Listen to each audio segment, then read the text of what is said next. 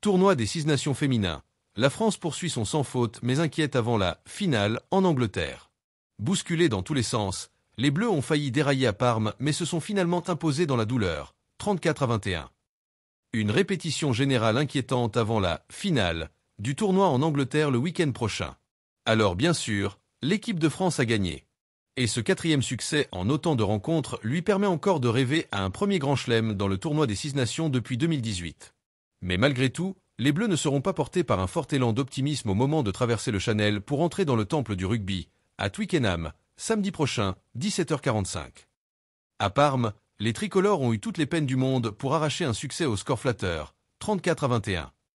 Les 13 points d'écart qui séparent finalement les deux sélections sont un mirage, un vilain trompe-l'œil, tant la France s'est démenée pour sortir du bourbier transalpin.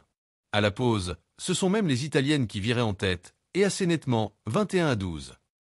Et si la défense tricolore a eu le grand mérite de n'encaisser aucun point après la mi-temps, elle ne peut se satisfaire de ce maigre butin.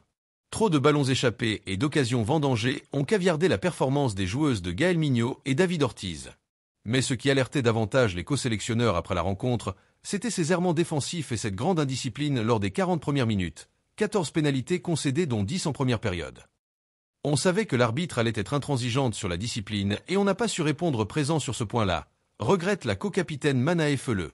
C'est quelque chose qu'on doit travailler parce que depuis le début des 6 nations, on se met en difficulté là-dessus. Notre impact défensif sur la première mi-temps n'est pas assez fort pour dominer, ajoute Ortiz. On a manqué de lucidité et ça nous a mis un peu en difficulté. Mais on sent vraiment que cette équipe italienne est en train de monter en puissance.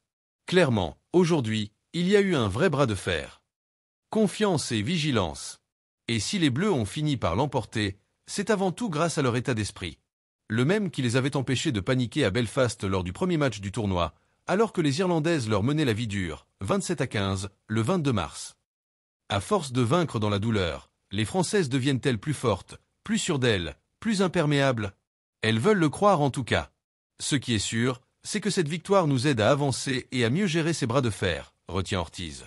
Ça montre qu'on est une équipe qui ne lâche rien jusqu'à la dernière minute, comme on l'a montré ce week-end, assure Feleux. Ça nous permet aussi de rester en vigilance, ce qui est très bien. Il faut avoir un équilibre entre la confiance et la vigilance pour pouvoir toujours aller chercher mieux.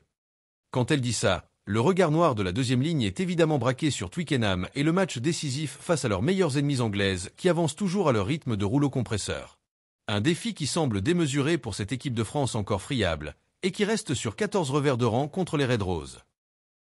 Merci de bien vouloir vous abonner et de cliquer sur j'aime.